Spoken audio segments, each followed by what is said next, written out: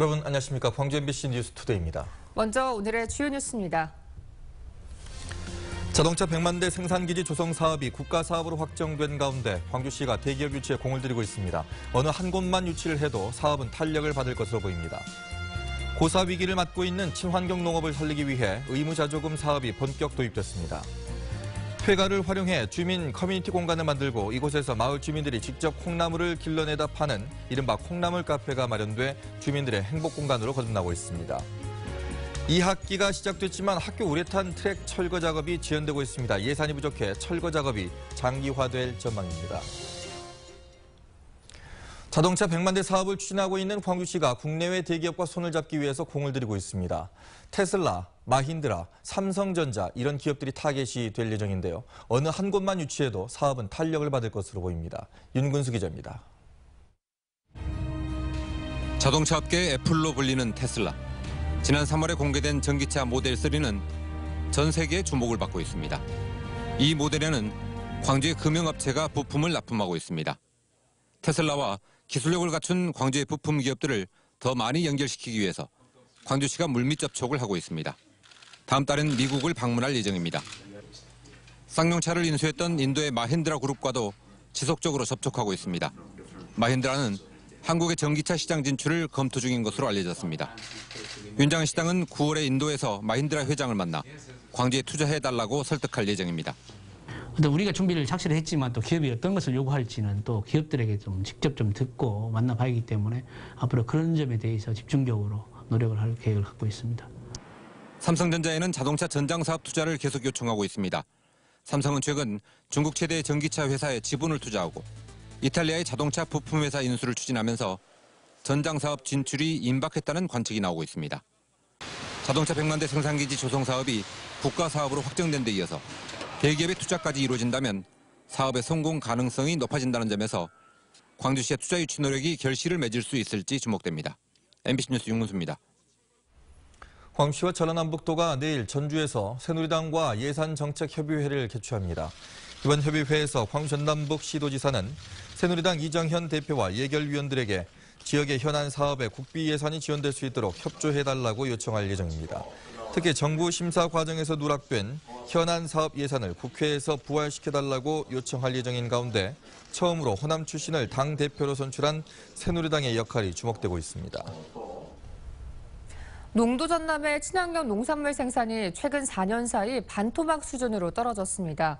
이 고사 위기에 처한 친환경 농업을 살리고 경쟁력을 키우기 위해 친환경 농산물 의무자조금 제도가 도입됐습니다. 이계상 기자입니다. 귀농 2년 차를 맞는 청년 농민이 정성껏 재배한 작두콩을 수확하고 있습니다. 농약이나 화학 비료를 전혀 쓰지 않고 친환경 유기농법으로 콩을 재배했습니다.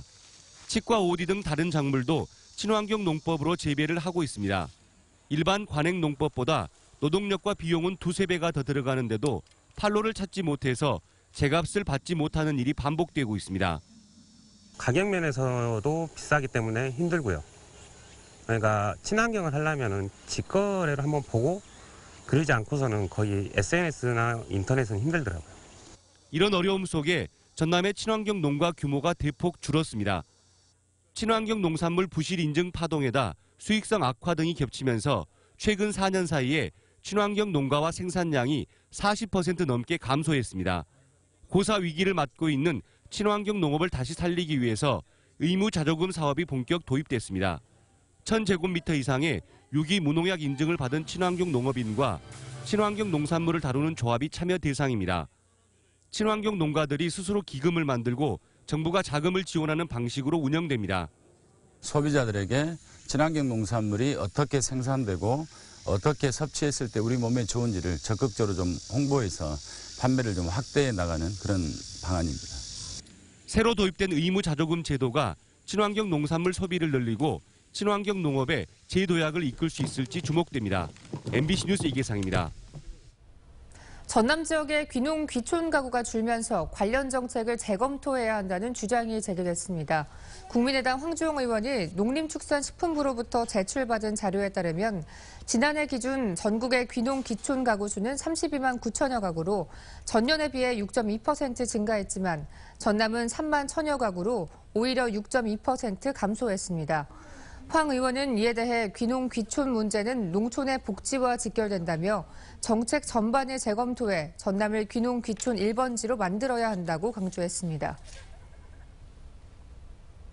광주시가 중앙부처 공모사업을 통해서만 올해 800억 원 이상 국비 예산을 확보했다고 밝혔습니다.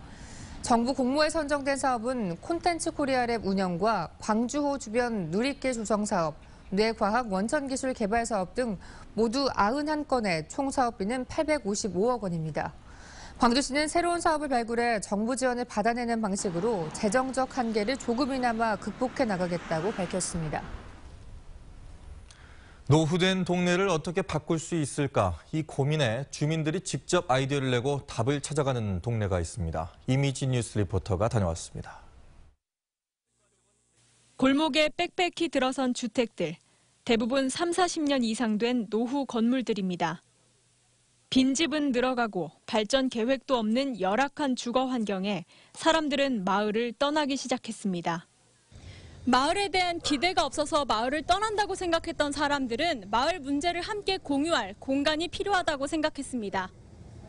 그렇게 주민들 스스로 구상한 공간이 일명 콩나물 카페.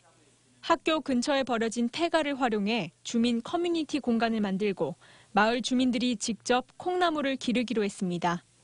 폐가를 이용한 우리 콩나물 카페를 한번 만들어보자. 이 일자리 창출은 그야말로 우리 백운 이동에 노인분들이 많지 않습니까? 그 노인분들을 어떻게 하면 일자리도 주고. 이곳에서 기른 콩나물을 지역 로컬 매장이나 학교 급식센터에 납품하고 여기서 나오는 수익은 공간을 운영하고 마을을 위한 사업 등에 쓸 계획입니다. 아이들이 학생들이 거기 와서 학생들로서 어른들에게 문화라든지 이런 것들을 배워가고 해서 전수되는 또 그런 공간으로도 활용되기를 기대하고 될 것 같아요. 이렇게. 소통이 잘 되는 마을을 위해 뜻을 모으고 이를 구체화하기까지 걸린 시간이 3년.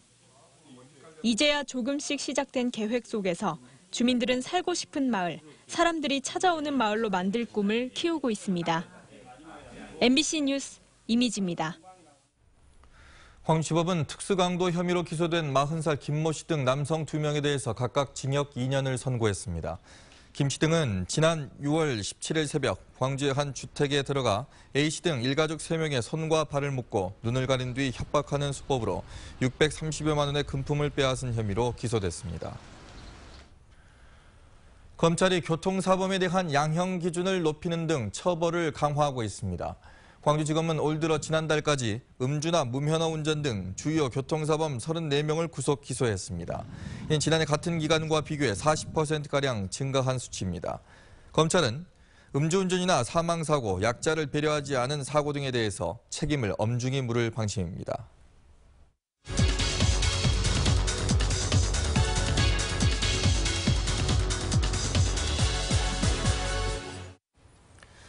청년의 이름으로 청년 정책을 제안하기 위해서 뜻있는 광주 청년들이 청년 정책 네트워크를 결성했습니다. 네, 청년들의 문제에 대해서 청년 스스로 목소리를 내기 위해서라고 하는데요. 오늘은 청년 정책 네트워크 공동사무단체 이정현 씨와 청년 정책에 대해서 이야기해보는 시간 마련했습니다. 안녕하세요. 안녕하세요. 네, 청년 정책 네트워크 어떤 곳인지 소개해 주시죠. 예, 청년넷은 청년 정책에 관심 있는 만 19세부터 만 39세의 청년 단체 회원과 개인 회원들로 구성된 단체입니다. 지난달 21일에 30명이 모여 첫 번째로 창립총회를 했고요.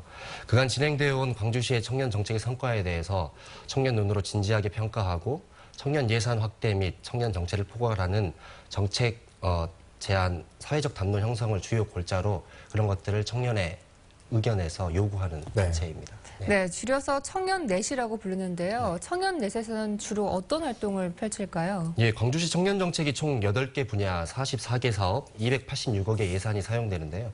이 중에 160억은 일자리와 관련된 예산입니다. 청년 예산은 광주시 예산의 0.7%에 해당하는데 이러한 내용들을 길 가는 청년들이 알기는 쉽지 않습니다. 네. 그 관심을 가져야 알 수 있는 부분인데요. 저희들은 이런 부분에 문제가 있다고 생각하고 청년들에게 좀 이런 것들을 이해시키고 공감시키기 위해서 이런 부분에 대해 좀 제안하기 위한 연구와 또 그리고 포럼 그리고 정례 모임들을 통해서 정책 내용들을 지속적으로 만들어 나가고 제안해 나갈 계획입니다. 네. 네. 광주시도 청년에 관심이 상당히 많잖아요. 네네. 청년 뭐 전담 부서도 있고 네네. 청년 조례도 제정을 했고 네네.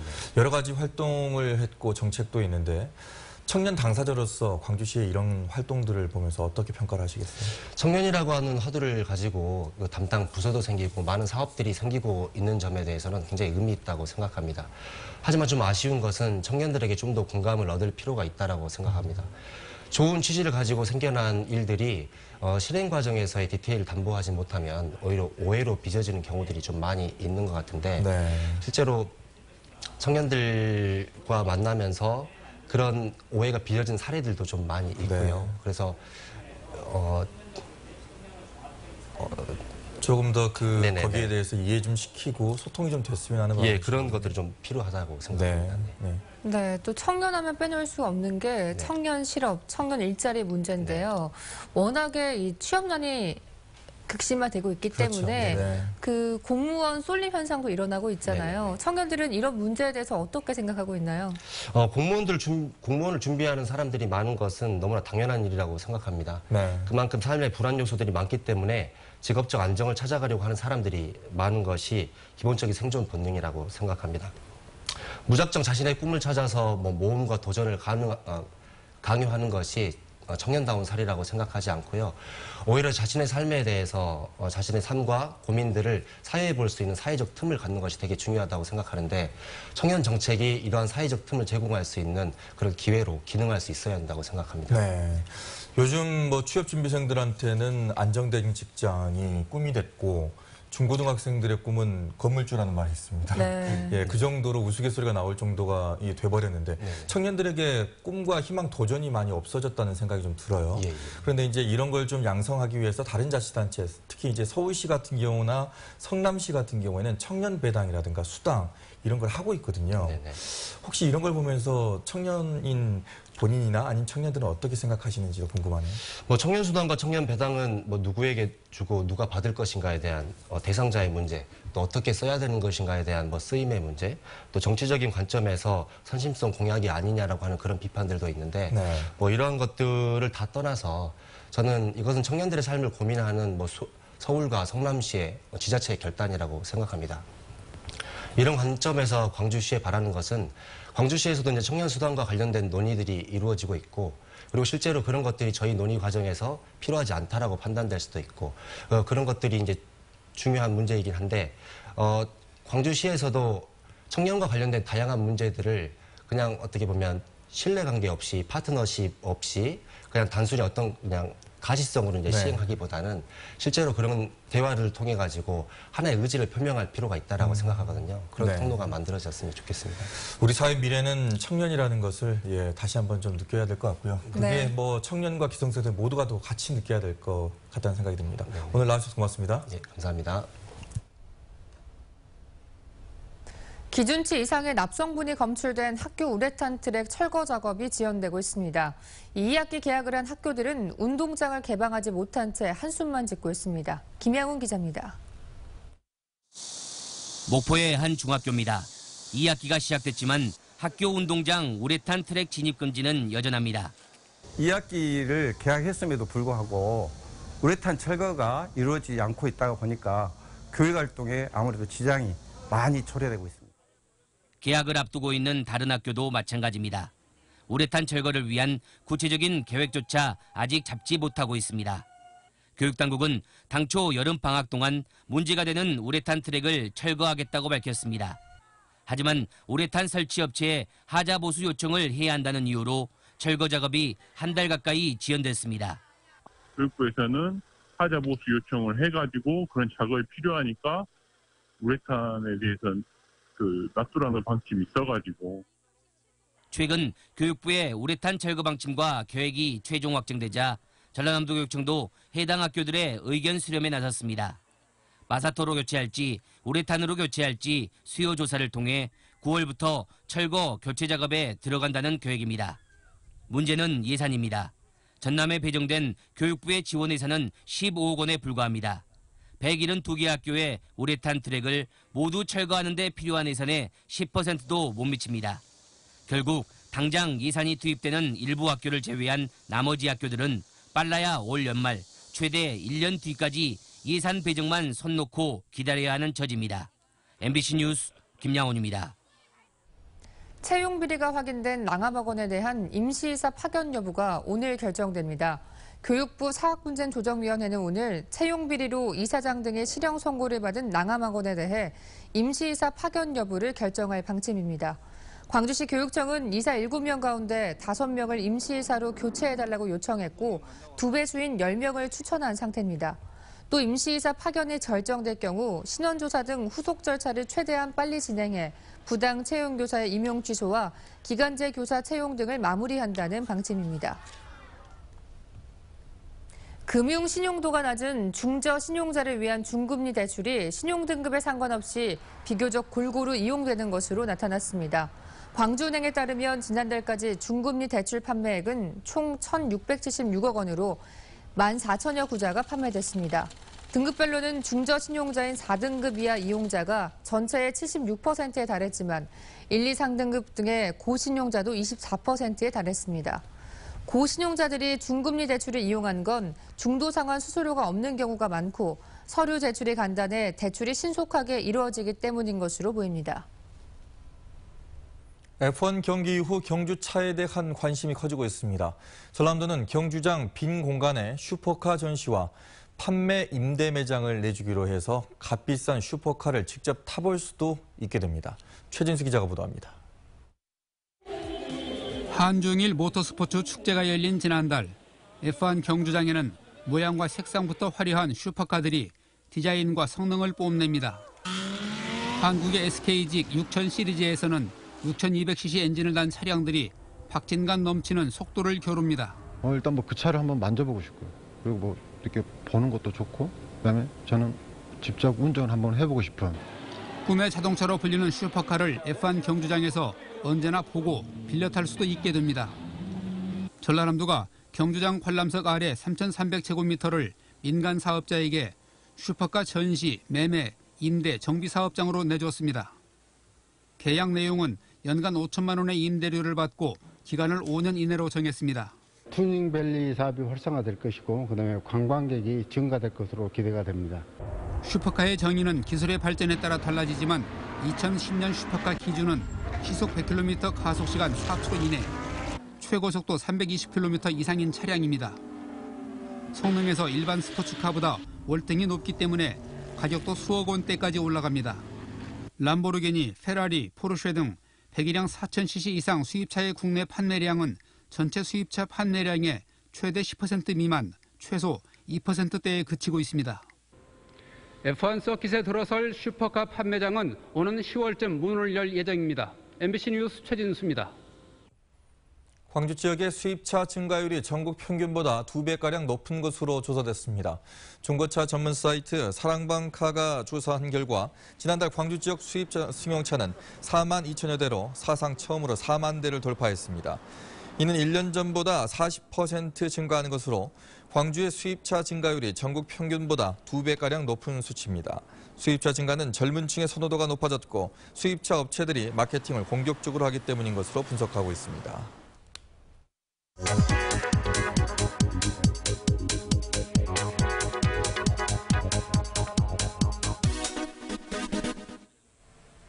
하루의 물 얼마나 사용하고 계신가요? 지칠 줄 모르는 폭염의 기세에 올해 하루 물 생산량이 48만 톤을 기록했습니다. 물 생산량이 역대 가장 많았던 지난해보다 10,000톤이나 많습니다. 날이 더워서 샤워나 세탁 등을 하는 횟수가 많아진 것이 물 사용량 증가로 이어졌습니다. 문제는요, 광주 시민들이 사용하는 물의 40%가량을 수자원 공사에서 사다 쓴다는 겁니다. 이게 무슨 이야기냐면요, 자체 수원지인 화순 동복호의 물의 양은 충분하지만 하루에 30만 톤 정도만 정수할 수 있습니다. 그래서 나머지는 4배 이상 비싼 주화모에서 돈을 주고 공급받아야 합니다. 해마다 150억 원가량을 물값으로 지불하고 있습니다. 올해 같은 경우에는 예년보다 10억 원 정도를 더 부담할 것으로 보입니다. 수돗물을 만들기 위해 쓰는 돈은 연간 1,300억 원 정도. 수돗물 요금으로 걷어들이는 액수는요, 930억 원에 그쳐서 해마다 400억 원 정도 적자를 보고 있습니다. 카드뉴스였습니다. 연이은 무더위 속에 폭염 피해가 확산되고 있습니다. 광주시와 전라남도에 따르면 지난 5월 하순부터 석 달 동안 광주 전남에서는 모두 248명의 온열 질환자가 발생해 이 가운데 3명이 숨졌습니다. 이는 온열 질환자 수를 공식적으로 집계한 2013년 이후 가장 많이 발생한 수치입니다. 전남 20개 시군의 경우 260여 농가에서 59만 7천여 마리의 가축이 폭염으로 폐사해 역대 최고를 기록했습니다.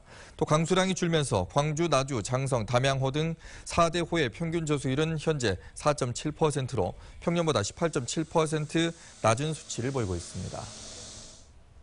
입추와 말복이 지났지만 폭염은 여전합니다. 월요일인 오늘도 더위가 이어지겠는데요. 오늘 광주의 낮 최고 기온은 35도로 어제보다 기온은 낮겠지만 무더위는 비슷하겠습니다. 절기처서인 내일도 34도까지 오르겠고 수요일도 35도의 낮 기온을 보이면서 당분간 폭염은 계속되겠습니다. 전남 대부분 지역 35도 안팎의 낮 기온을 보이면서 평년보다 3도에서 많게는 5도 정도 높겠습니다. 오후에서 밤 사이는 더위를 식혀줄 소나기가 내리겠습니다. 5에서 30mm의 강우량이 예상되는데요. 천둥과 벼락을 동반하는 곳이 있으니까 각별히 유의하시기 바랍니다. 현재 영광과 진도에서는 안개가 짙게 끼어 있습니다. 출근길 안전운전 하셔야겠습니다. 현재 기온 보시면 광주가 25.9도로 출발하고 있고요. 영광과 장성이 34도, 담양이 35도로 예상됩니다. 영암이 34도, 장흥도 34도의 기온 보이겠습니다. 곡성과 구례, 광양이 35도로 어제와 비슷한 기온 보이겠습니다. 오늘 서해 남부 해상에서는 안개가 짙게 끼겠고요. 전 해상에서는 물결이 조금 높게 일 것으로 예상됩니다. 저지대 침수 피해 없도록 주의하셔야겠습니다. 열대야가 다시 나타나겠고 이번 주 후반부터는 기온이 점차 떨어질 것으로 예상됩니다. 날씨였습니다.